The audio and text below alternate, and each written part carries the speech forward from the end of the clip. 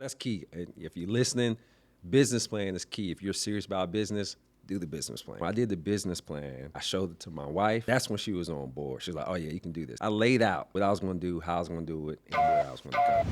Fast lane when I pass in the street, bag of money in the passenger seat.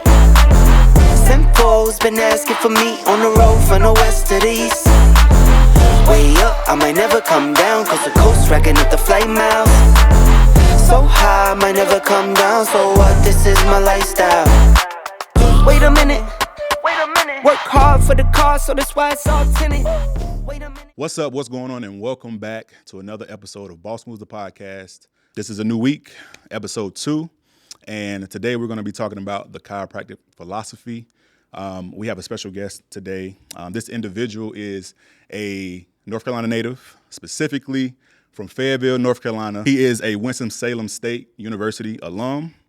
He actually graduated from Winston-Salem State with a bachelor's degree in molecular biology. He also attended the Sherman College of Straight Chiropractic, where he basically got his title as being the doctor, and he is now the founder of Protect Your Neck Mobile Chiropractic.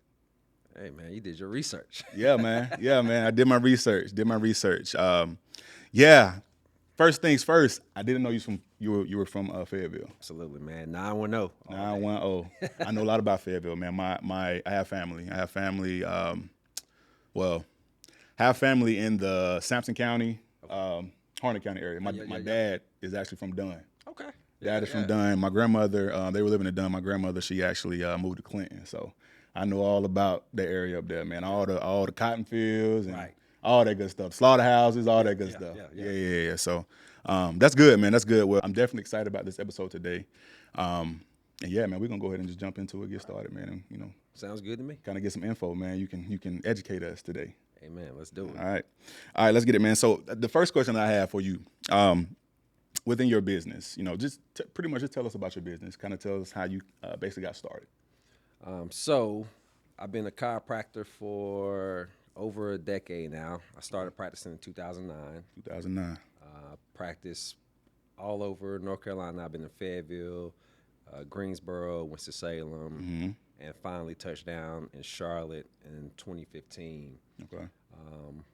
It's one of those things where I look at all the practices I've been, because I even practiced in South Carolina for a little bit too. So during all those times, I did the math for each place that I worked, and every place, if I averaged it out, I stayed at each place about a year. Okay. And so for me, that's when I began to kind of figure out, like, why I keep moving, like why can't I find like my home? And I think what did it for me was I worked at an office here in Charlotte. My big thing is travel. I love to travel. My wife and I would travel a lot. Gotcha. And so this particular year, I had a vacation to go to Turks and Caicos. We're gonna go for a week. Her cousin hit us up and was like, hey, we never been out the country. Can we do this cruise? And the cruise was like 2 weeks after we came back from Turks and Caicos. So I was gonna go to Turks and Caicos, go work for a week, and then go to the Bahamas for a week, right? So I put in my PTO time. I had it, put it in. I remember my boss came up to me. He's like, hey, man, I saw you put your PTO in. Can we move one of those trips? Now, I hadn't paid for the trips yet, but I told him, I was like, nah, I can't move them. Yeah. They already paid for it. And when I put in my time and you're telling me how I can use it, my PTO time, that's when I knew I was like, I can't work for anybody. Like, when I want to go, You want to go? I want to go. Yeah. So that's what kind of set it in motion for me to be like, all right, I got to do my own thing. And I always tell people when it comes to building what I have now, which is Protect Your Neck, if I would have done it any sooner than what I did it, it would have failed. Gotcha. So the timing of it all, it matters where you are mentally. So probably about 2019 is when I got real serious about protecting that. But prior to that, I was talking to one of my homeboys. We talk a lot about business and different things. And he was like, he's the one that actually gave me the idea for, being mobile. Gotcha. He's like, man, why don't you just throw a table in the back of a van? And I was like, what? He's like, yeah, just throw a table in the back of the van. I was like, nah, man, you're crazy. I was like, that ain't gonna work. And then we got off the phone, I started thinking about it. I was like, well, hold on.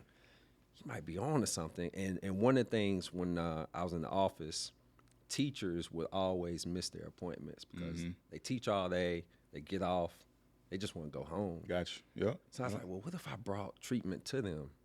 You know, and that's kind of how we got on topic of putting the table in the van. I was like, man, this might actually work.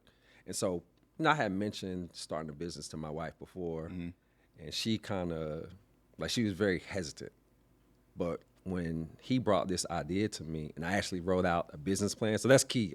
If you're listening, business plan is key. If you're serious about business, do the business plan. When I did the business plan, I showed it to my wife. That's when she was on board. She was like, oh yeah, you can do this. I laid out what I was gonna do, how I was gonna do it, and where I was gonna go.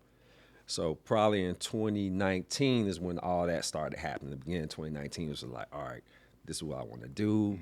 And then even the name, you know, it comes from the Wu-Tang Clan for sure. Yeah. And I was just adamant, like, hey, it's gonna be protect your neck, like the song. Protect your neck, You know what I'm saying? Protect your neck. My wife's like, nah, you can't use y'all. You can't use y'all. You gotta use yours. I was like, nah, it's gonna be y'all. Right. And then I sent it over to the logo guy, and he kind of said, that's when he hit me with well, Wu-Tang is very particular about their copyrights and all that. So if you use y'all, they could come after you. So I was like, well, I don't want them problems. So that's when I was like, all right, we'll change it to your. And that's pretty much how Protect Your Neck started, you know? That was a lot. That was a lot. Yeah. That was a lot. So that was, but the journey obviously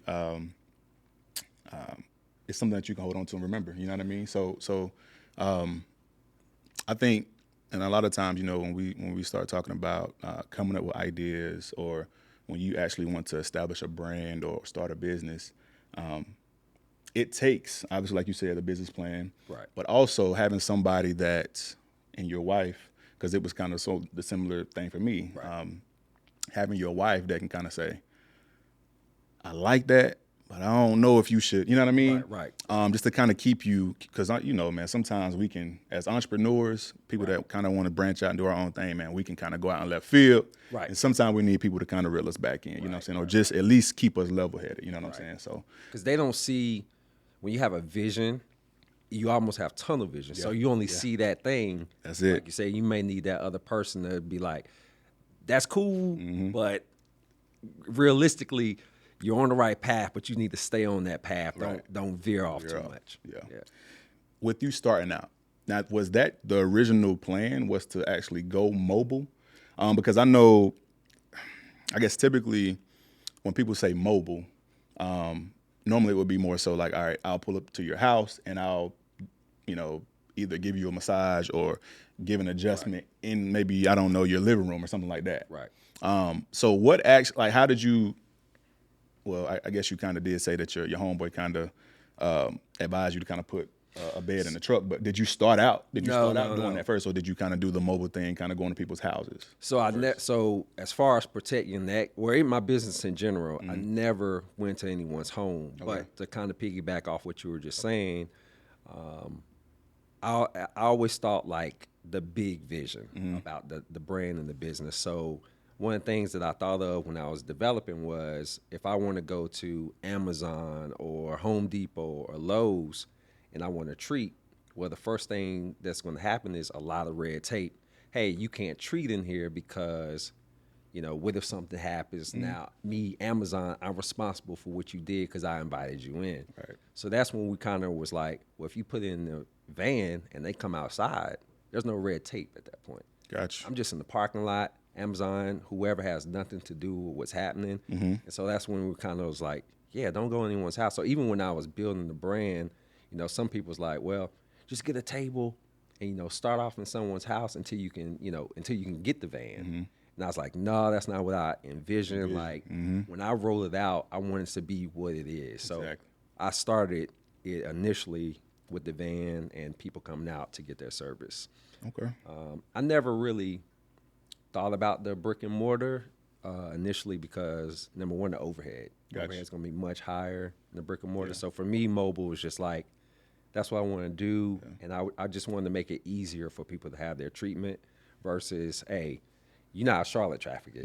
Yeah. People trying to fight traffic to get to my office. I was like, nah, this is going to make it easy for people. Yeah. You'll definitely miss an appointment in a minute. Yeah.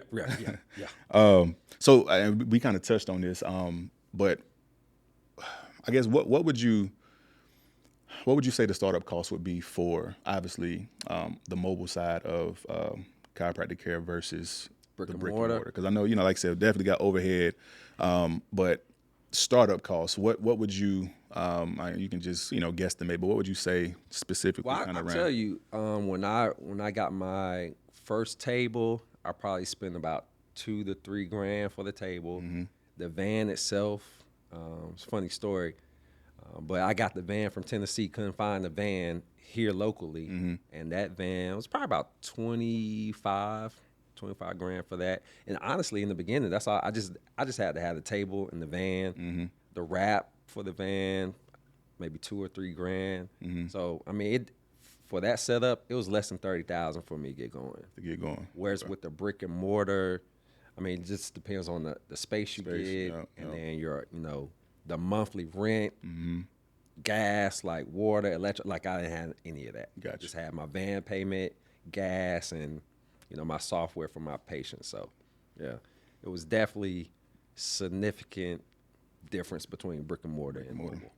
So, as far as pretty much getting the idea out there, so how did you assess, your potential business to see if this was something that people actually needed? Was it more so you kind of going out? Was it like word of mouth, or you pretty much going to the people and asking, would this be something that you would be interested in? Now, honestly, for me, if I'm thinking of it, and I personally feel like I can answer this question for you, because it's kind of stating the obvious, but how did you go about doing that in terms of assessing? So if you're saying, going out to business and saying, is this something that you guys will want? Do you feel like this would be beneficial based off time? How did you kind of go about doing that to kind of get that out there?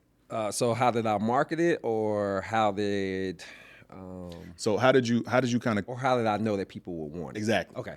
If that was going to be a need or a want, yeah. So of course, during the course of me building the business, I was already working at some other practices. Right. So during the course of being there, I would just ask patients like, hey, if somebody came to you, would that be better for you, or do you like traveling? And I got a lot of like, no, man, that'd be great if somebody could come to me. So that's kind of how I realized, like, all right, there's a need for this, there's a want for this. And I'm the only mobile office in Charlotte, whereas there are mobile chiropractors that come to, in your home, but I'm the only one that has the mobile office here. Wow. And still, since 2019, still the only one. So. Wow. Well, you definitely well known in Charlotte. I'm assuming, obviously, because of that service. Your business is very unique to the chiropractic industry here. So, yeah, that's crazy, man. That's crazy. I definitely applaud you for that. Thank you. And I'm gonna tell you too, man. I'm gonna have to talk to you off camera, but I'm gonna definitely be using your service, because there's a lot of times when I'm standing here in the barbershop. Right. You know what I mean? I got downtime, and Shima, how many times I done went and got a massage, or, you know what I mean? Right. So yeah, I mean, it's definitely something that could definitely be beneficial for me, and not only for me, but all of our barbers for sure. Absolutely. Yeah. So this question right here, man, how do you feel as far as chiropractic care? How do you feel that it impacts people from a more so of a maintenance level versus somebody that has like acute pain? So majority of my patient base are maintenance or wellness patients. So they understand that if I do this on a regular basis, there's a decreased likelihood that I have these flare-ups that I was having before. Okay. I do treat acute as well, but the goal when you reach out to me for acute pain is to get you under more wellness or maintenance. Just because even from a time and money perspective, it's better to be under some sort of maintenance care. Even if it's not with me, just with the chiropractor, because let's just say I have some patients who will wait. I mean, I can't get around. They're going to wait till they have the flare up. Right. When they have the flare up, what happens is I have to treat them more often in succession. So that's more time that you're seeing me, Gotcha. and more money that you're paying out in a row. Versus if it was like, hey man, just see me, once a month or every 2 weeks or whatever it is for that particular person. Gotcha. Now you're saving money because you're not having to see me, 5 times in a row or whatever.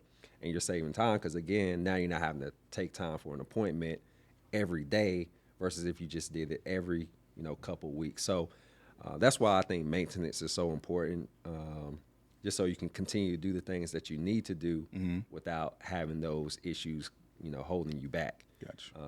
Headaches, back pain. I have patients who've had headaches for years, and now we've gotten them down to where they have either none or maybe 1 or 2 a month. Gotcha. And that's because they're on maintenance. And I have patients who are like, I have this lady, I treated her for a while. She was having these headaches, and she got better, and she stopped. Now, I warned her. I said, look, it's just like going to the gym.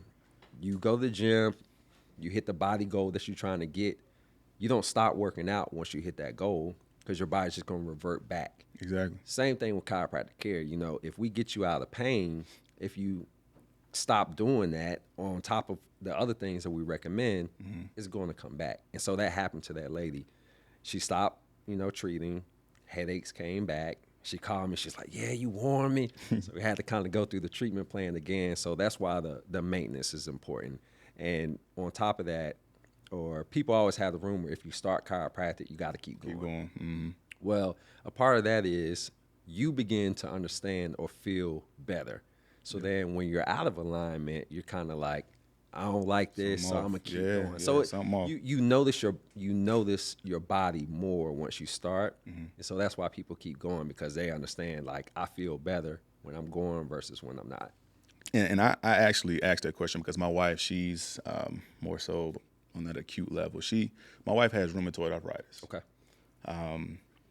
We went through a stint of time where, man, she had flare-ups in her foot, her elbow, her hips, and I mean, still to this day, a lot of those places actually got better, or but her elbow, still to this day, my wife, her elbow, she can't bend her elbow all the way out. Gotcha. Or she can't bend it all the way in. So it limits her to doing certain things, especially when it comes to working out and stuff like that. So that's why I was asking that question, man, because I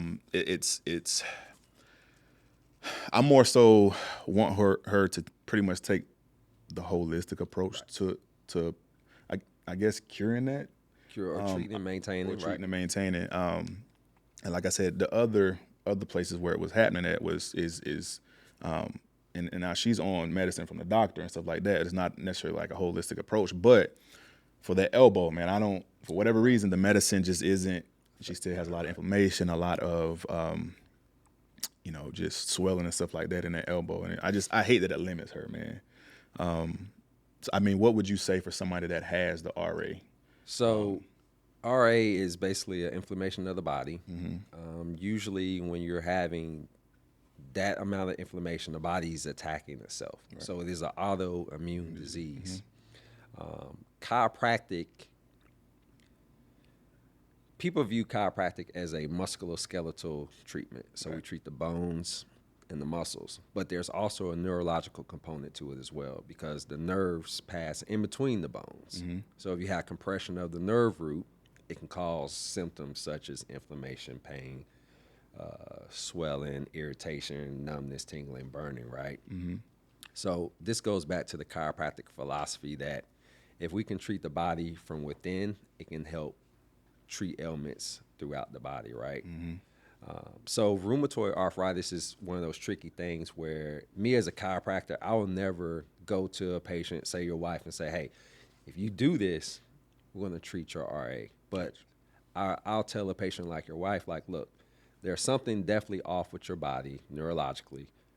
We can do some alignments to see how your body responds.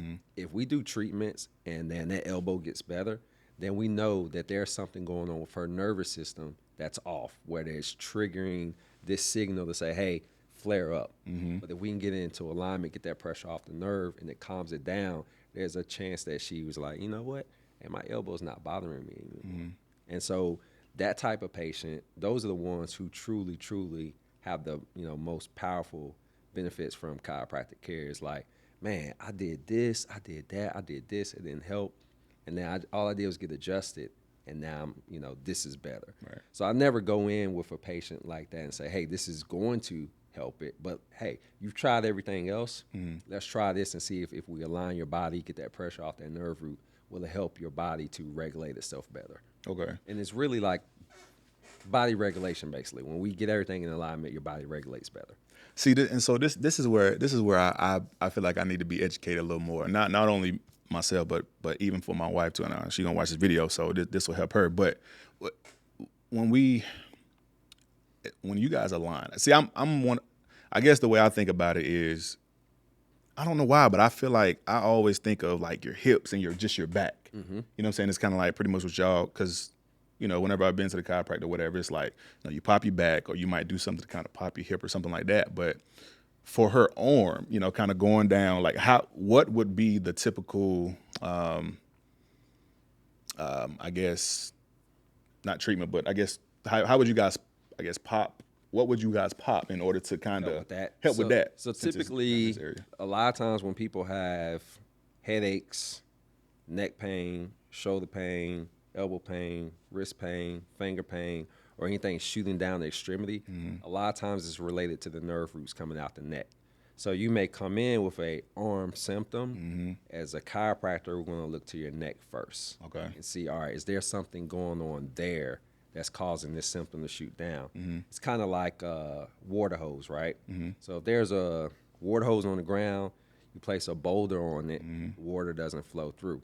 So same thing with the neck. If there is a misalignment in your neck, it's cutting off that, not really cutting off the nerve supply, but affecting it. If we get that pressure off, it's like letting that water go through again. So we treat here, and usually that helps with the ailments going down into the upper extremities. It makes sense, because pretty much everything is connected from, essentially coming from up that way. So yeah, that makes sense. What treatments do you guys do outside of the actual adjustment? Do you guys, because I know I've seen a lot of different stuff, but man, I've been told there's a lot of stuff that y'all can actually tap into, whether it's like I said, the holistic side of things, or whether it's different things like cupping or but what all? Because what all is out there? What all is out there that you guys use? Chiropractic.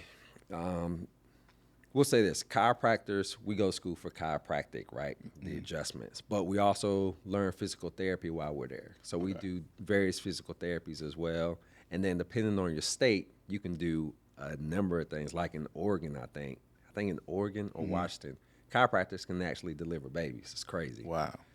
But you have to practice within your scope. So here in North Carolina, we can do physical therapy. So that'd be things ranging from cupping, Groston, which a lot of people call muscle scraping. Do electric stem. Now the Groston, is that where you guys take like the cream with the little? Yep. It almost looked like a butter knife. Yeah. A lot of people use the one that looks like a butter knife. So Groston, actual like physical rehab, like going through exercises and different movements with patients. So just about anything that a physical therapist can do, we can do within our scope as well. So in today's age, in today's time, I speak on it, man, because we got to do better.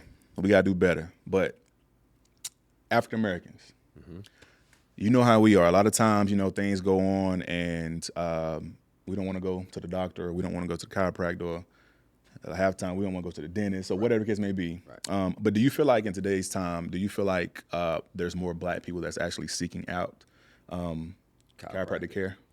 I think so. I would say, I know at least for me, my patient base is majority African American. Okay. African American women. It's funny because the men or the husbands typically I get the wife or the girlfriend first, then the husband or boyfriend will follow.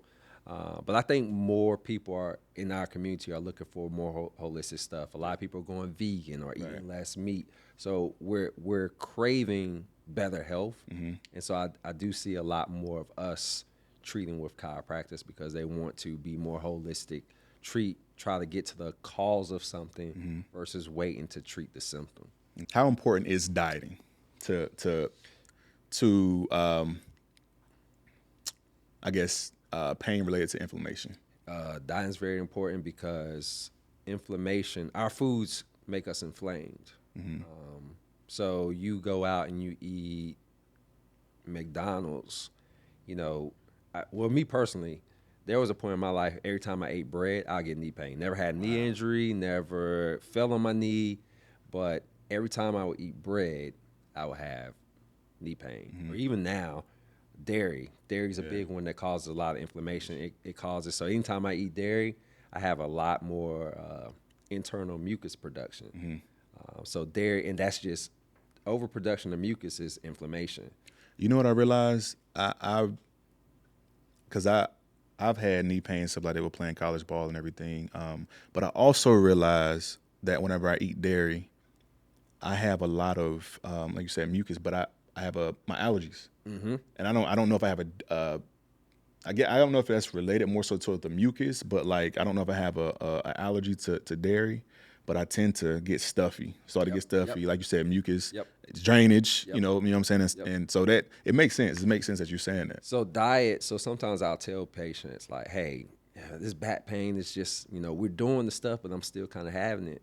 Sometimes you have to have that diet conversation. Like, what are you eating? Right. Because what you're eating could also be why you're having back pain, believe it or not, because your body is just inflamed from the foods you're taking in.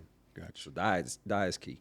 When you first decided you was gonna get into the chiropractic philosophy, or just in that industry in general, what was your why behind it? What was your why? Was there something? Because I mean, everybody has this.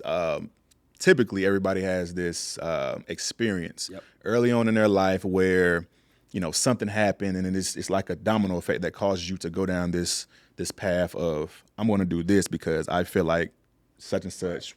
I didn't get such and such here or such and such there. So what was that experience for you? So chiropractic is almost an accident for me. Yeah.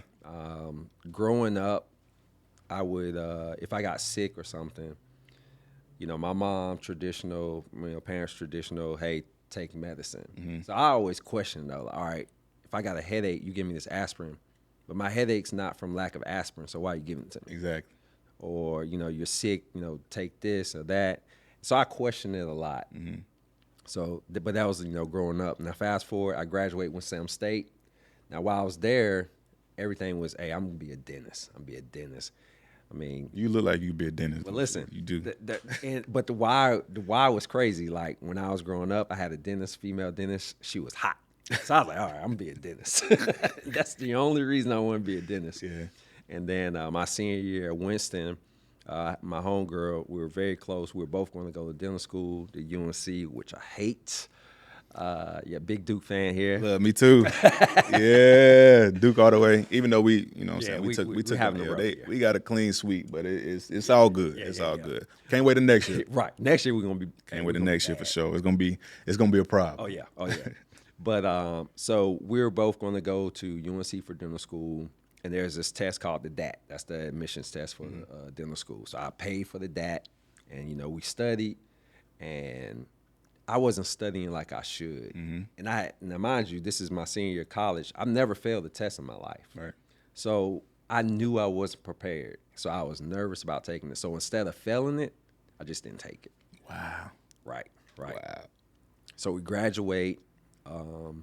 She's getting ready to. So I went back home to Fayetteville, and she went on to UNC for dental school. So I'm at home. I'm working at the community college teaching. I'm working at Papa John's. By the way, I made more money delivering pieces at Papa John's than teaching. That's crazy. But so I'm at home, and a chiropractic recruiter reached out to her. Well, she's already in school. So she's like, yeah, this guy, he gonna hit you up. I told him, I'll, share your information because you just at home. Right. So I was like, all right, I'll hear him out. So he hit me up, and I'll never forget his name. Mackle hit me up, and he was like, hey, you should come down to the, just check out the chiro school, because like I say, it was not on my radar at all. So I was like, all right, set up the, the tour, the campus. So I go down to Sherman, and I'm doing the tour. And the more I'm going around, like I said, I had never been to a chiropractor myself, so I only knew neck pain, back pain, Right. and that's it. About like me. Right.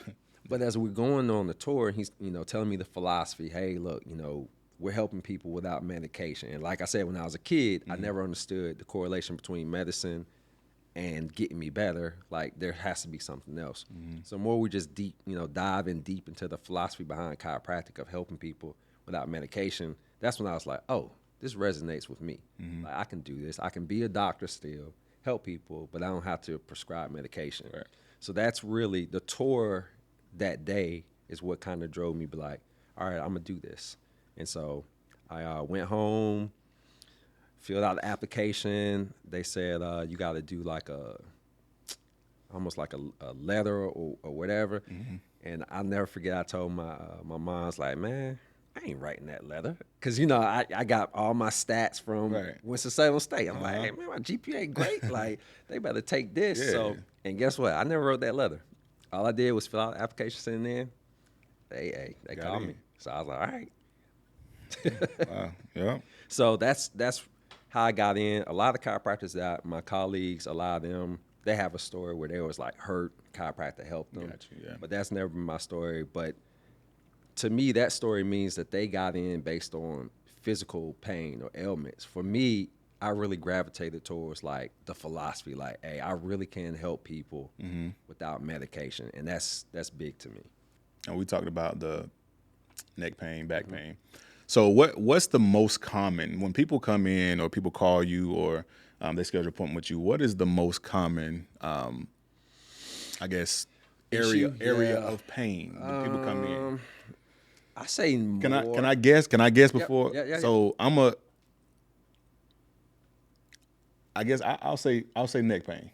Is neck pain the I would say neck pain is the most common now because cell phones, computers, laptops, the posture of everyone is slowly moving forward Yeah. because of, this all day. So I would say neck pain, neck and upper back probably the most. Lower back, typically, neck and upper back is usually a gradual thing, like over time. When people usually call about low back, it's like, hey man, I lifted this box now. So I would say more neck and upper back issues. Okay. Now, I've seen people, and I know this has to do with the gradual pull forward, but when people have they have almost like a rounded hump on like the base of their neck. Correct. What is that? How long would it take for somebody to come in, get adjusted for that to go back, or is it able to even go back to be back, realigned in that way to where it can be upright? So that hump, if you have it, it can take some treatment for that because that's a structural change within your body. I always tell people this: if you have a structural change like that, say I could take a hammer and bang it back out like a dent in your car. Well, the problem with moving it out or moving it back to what we would consider normal is all the muscles and tissue and organs around that have adapted or changed as well. So if you did that much of a change like instantly, everything else around it wouldn't be ready for that. It wouldn't be accepted. But as far as how long it takes, that's just a time thing. It depends on a lot of factors.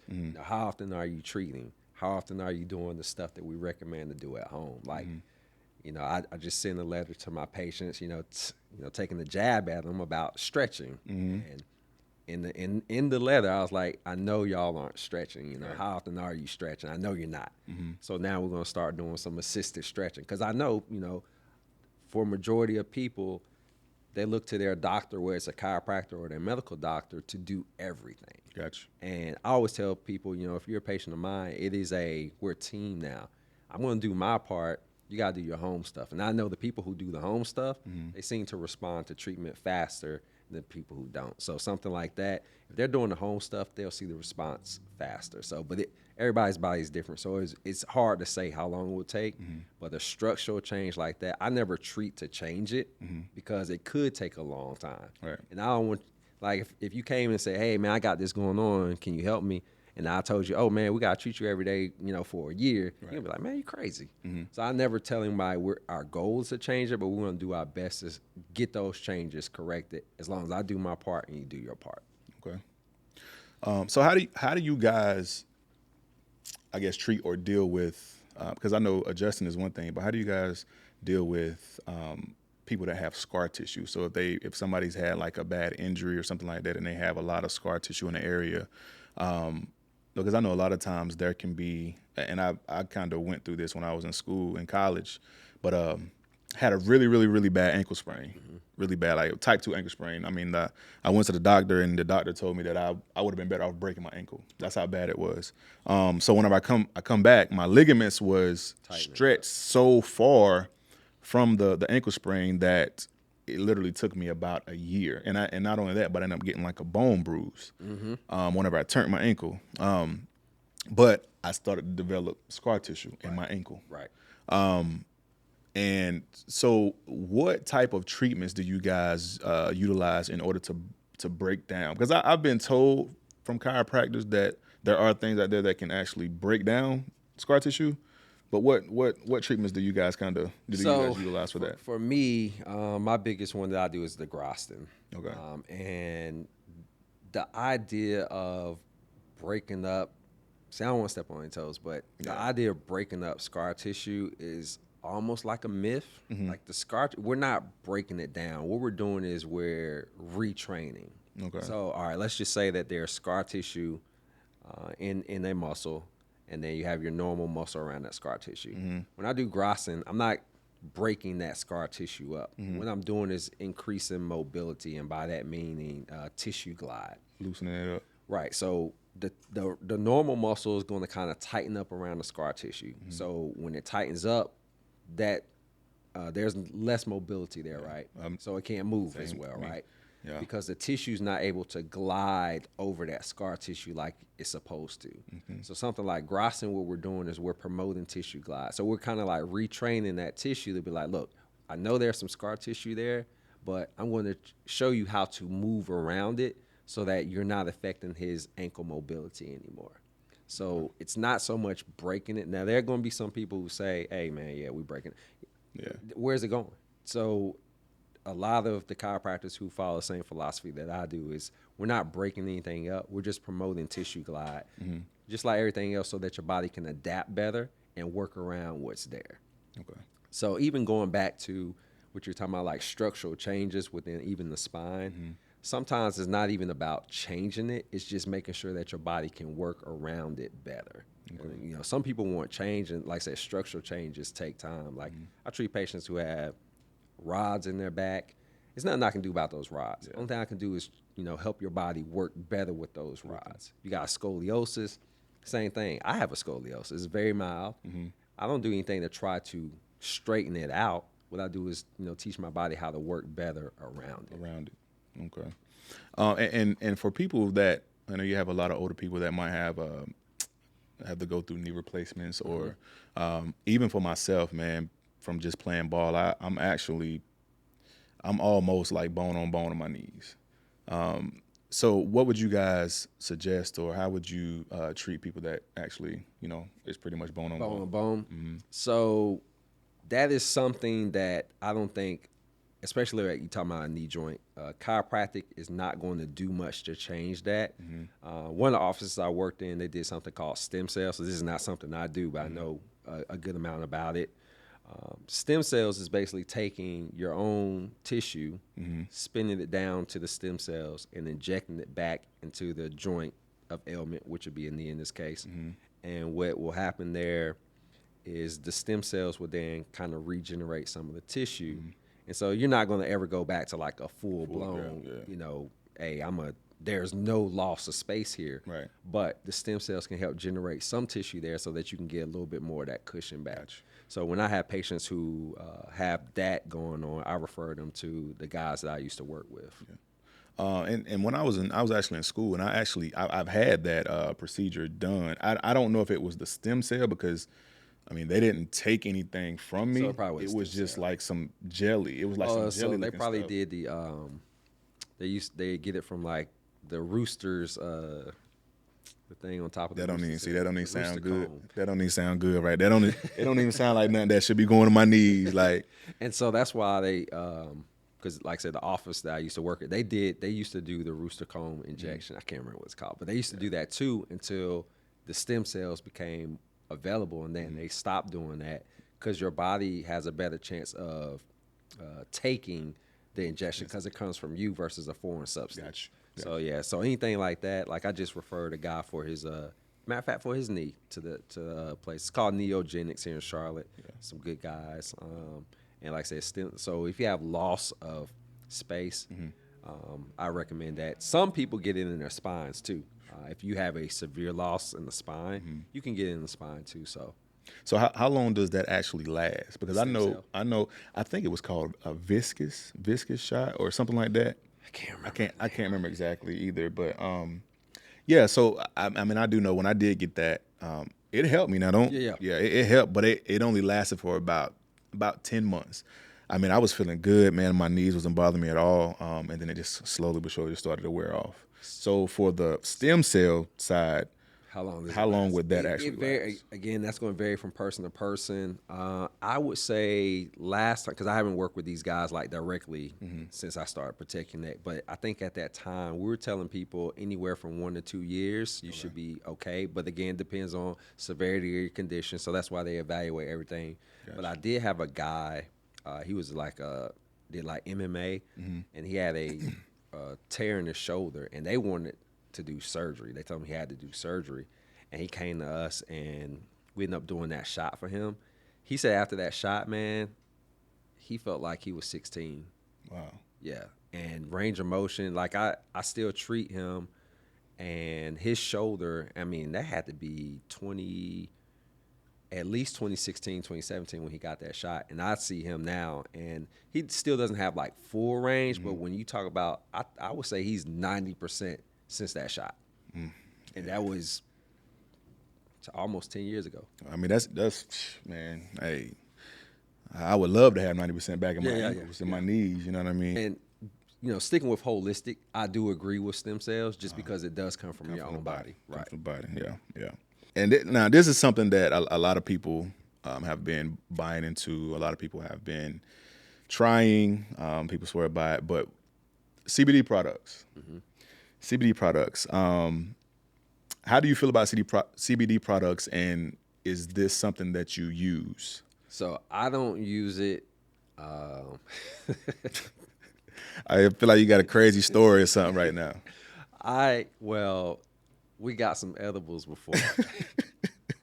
And that was my first time dealing with anything, you know, with the CBD family or anything. I'll never forget, you know, hey, man, don't eat the whole thing. Right, yeah. That's what they say. Don't eat the whole thing. We talking, because, you know, I know they have, you know, like different products like roll-on cream. Right. That type of stuff like menthol. So what's the difference between, I mean, I guess I know the difference. Obviously, it has CBD, but how big of a difference is it in terms of the potency of CBD versus something like a Icy Hot or Aspercream or something that is typically still has the menthol base, right? But you have the menthol base and the CBD. What's kind of the or how much better does the CBD help than, you know what I mean, the Aspercream or the Icy Hot? I think with the CBD, you're getting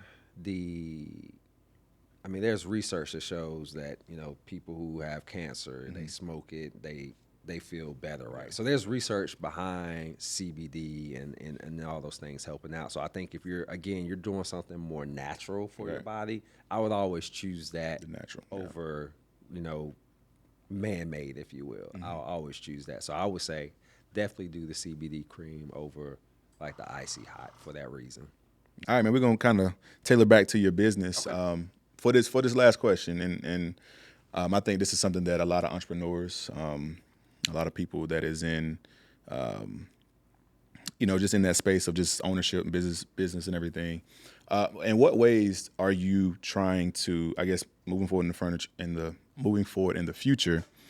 How are you trying to scale your business? Do you plan on expanding, branching out? I know you say you did some work in South Carolina. So is this something that you are planning to kind of push that way? Are you trying to push towards Virginia? Are you trying to push to, you know what I mean, Tennessee? How are you trying to scale, man, and grow? So this business model that I have here, I'm kind of at a crossroads now with that. Actually, I'm thinking future. Gotcha.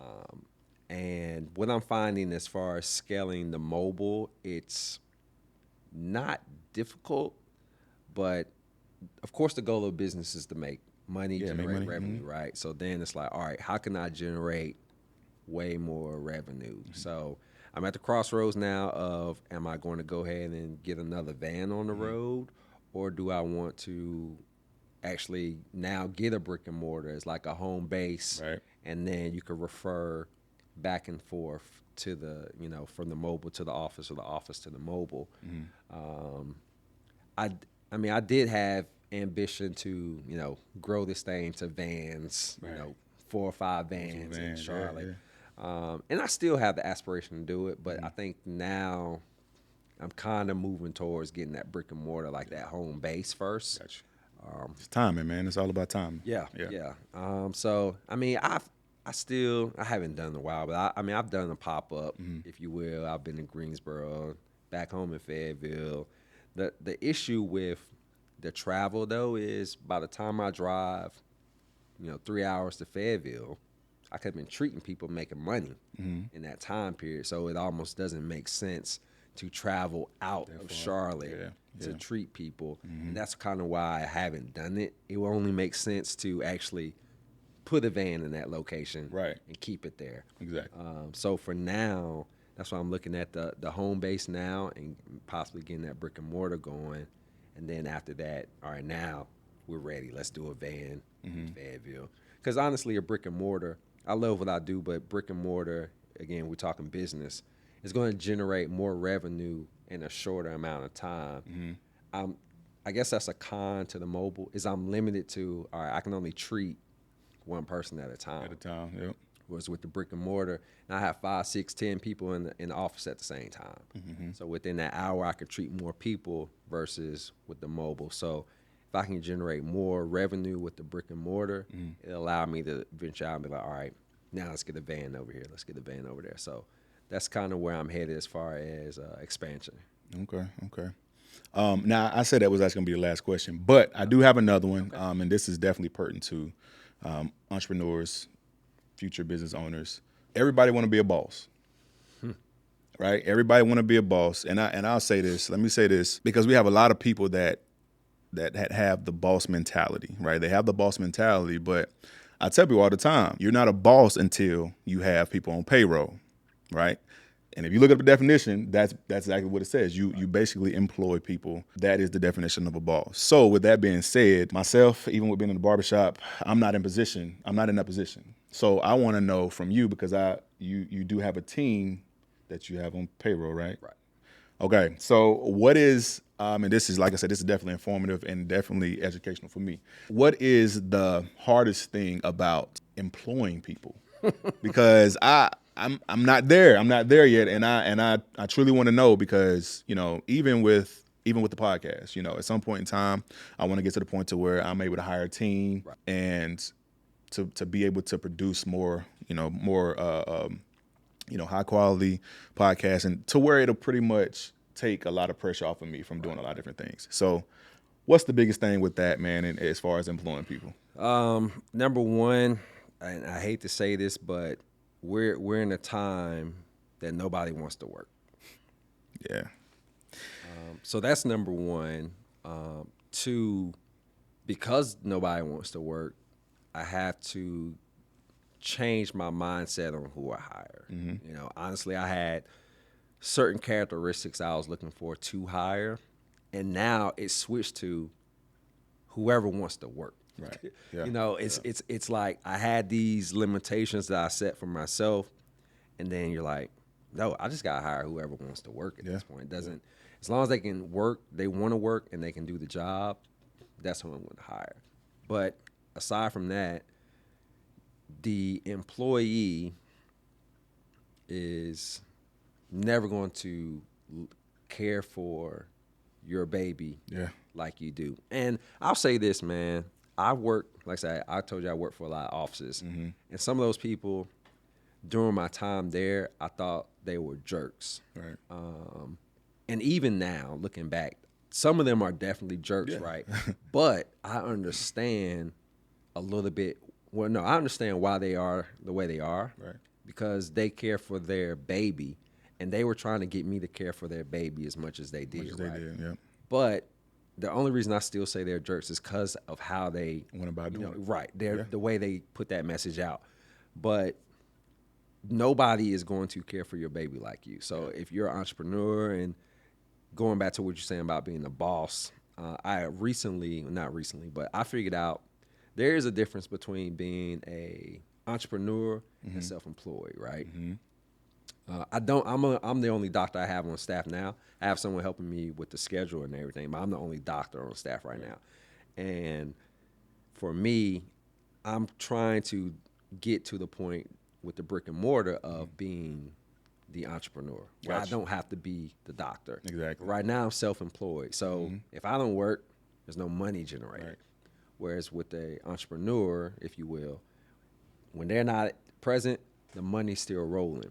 And I feel like a lot of people don't understand it. I feel like a lot of people think that, like I said, the entrepreneur and a business owner. If you're a business owner, a lot of people want to call themselves an entrepreneur, but that's not. It's not. An entrepreneur is a lot more, obviously. And typically, like you said, typically they have certain things, certain business ventures. They might have joint ventures here, joint ventures there, a business over here, and they're making money, but they on vacation somewhere chilling. Exactly. You know what I'm saying? And that is entrepreneurial. So I think that's what a lot of people want. They want to work towards, but people tend to forget the step of actually establishing the initial business first. Right. You know what I mean? And so, I didn't mean to cut you off. No. Yeah, I'll let you Well, keep going. like I said, it's just one of those things where, like I said, I love to travel. So Yeah. for me, my goal is I want to be able to be on the beach in Turks and Caicos, and I'm just checking stats. Yeah. Hey, they doing what they need to do. Right. Close that laptop down. That's it. But the other part, since we're talking about business, is customer service, man, is so important. And I hate to say about black businesses, but the customer service in black businesses has to improve. I think that when you go to Chick-fil-A and they mess up your order, you go back. Yeah, you because go of back. customer service, right? Exactly. They're They gonna take care of you. right? Yeah. Hey, man, that was wrong. Cool. All right, we're gonna get you right, and then you go back. In black business, it's like there's no accountability to say, hey, look, I messed up. Let me correct this so that you're willing to come back. Good example is I have a patient. She used to come from Winston-Salem to see me here in Charlotte. Now I'm mobile, right? But she's coming to me. And so I would meet her at different areas in Charlotte. And there was a miscommunication when I had a lady doing the schedule for me. She forgot to tell her which location to be at. So I went to the location that, she told me to go to, but she didn't relay it to her. So she was at a whole different location, right? Wow. And so I never was able to connect with her for that visit. Now, I didn't do the miscommunication, but me as the business owner, I aided and said, all right, look, we messed up. I'm gonna give you 2 free visits. Don't worry about it. That's good customer service. Or I could have been like, hey, man, we'll just get you next time and just let it go about business. Now, I could have lost her as a patient if I did it that way. Sometimes you may lose money doing the right customer service thing. That's okay. And I got a bad customer service. Like my van, I got the windows tinted, right? It's mobile tint guy. Somebody referred him, cool. Come tint the window. Now he came, it was probably like almost getting dark like it is right now. And you're the professional, so you know what you need to do to complete your task. Exactly. He hit me up, he's like, hey man, you still want me to come? I mean, if you can do the job, come on. I don't know. So I go out there, I'm looking, it looks pretty decent. The next day I go out and I look, the tint's not even touching the edge of the windows, all the way around. So I hit him up, I'm like, man, I send him a picture. Hey, look, this is a bad job. Can you redo it? So he's like, yeah, we can redo it. Now my inspection was coming up like in a couple weeks. So I was like, hey, let's do this. Take the tint off. Let me go get it inspected real quick since he's got to take it off anyway. And then you put it back on. Right. He agreed. All right, cool. The day he was supposed to come, didn't show up. Wow. No call, nothing. So I was like, all right, cool. Next day, I'm like, hey, man, what happened yesterday? Something came up. All right, where are you going to come do this? Yeah. He sends his dad out there. Dad comes, looks at the job. Hey, man, this look good. Bruh, The tent ain't touching the edge of the, what are you talking about? So, of course, he relays that to his son, even though I had already sent him a picture showing it's not touching. So, son, he calls. They pull the tent off. Yeah, man, you doing too much. You want me to come out there, take the tent off, put it back on? I'm like, I said, hold on. I said, you didn't have to agree to that. If you want to just come out, take it off, and put it right back on, all I could do is say, okay, that's how you want to do it. But when I asked you, you said you could do it. You could do it, yeah. And so for me, it's like, if you agree to that, and now you're backing out, that's not my fault. No, you agreed to do it. So long story short, I told him, you know what? Don't even worry about it. You don't got to come back. The tent's off. I'll pay someone else to do the job correctly. Now, the problem here was he said he did tent. He said he did paint correction. I'm not saying I'm the biggest guy in the city, but I know people. I can refer you people if you take care of me. So you just lost a great referral source because you want to have bad customer service. Yeah. So that's why I always tell people, man, you can do something, and he ain't even do the job good, but you can do something good.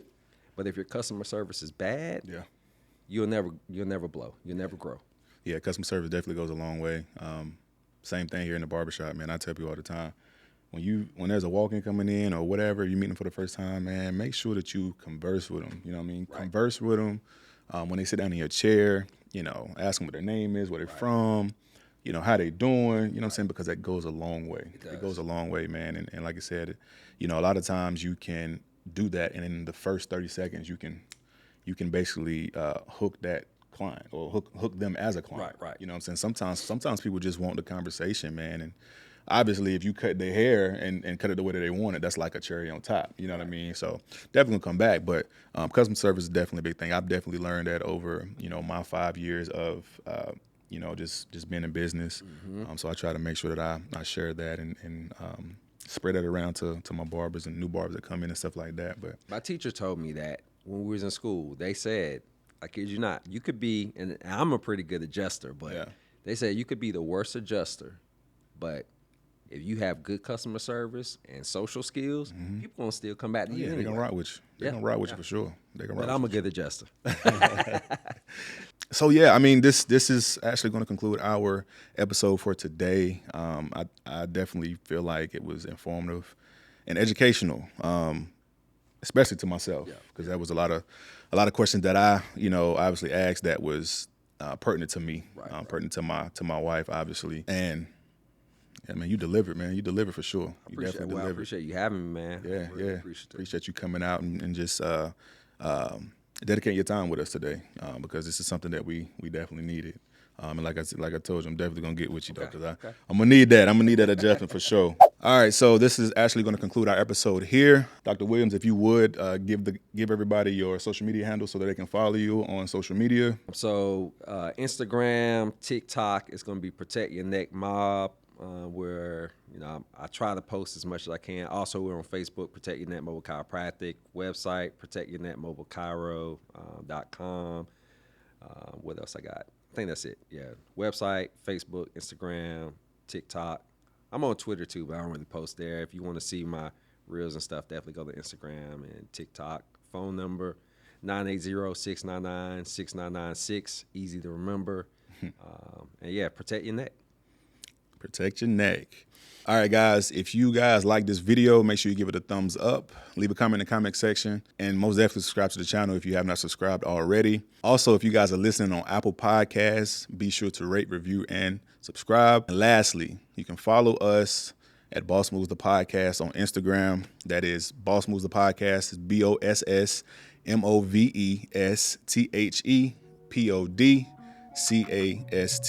Thank you guys for tuning in with us, and we'll see you guys next week in another episode.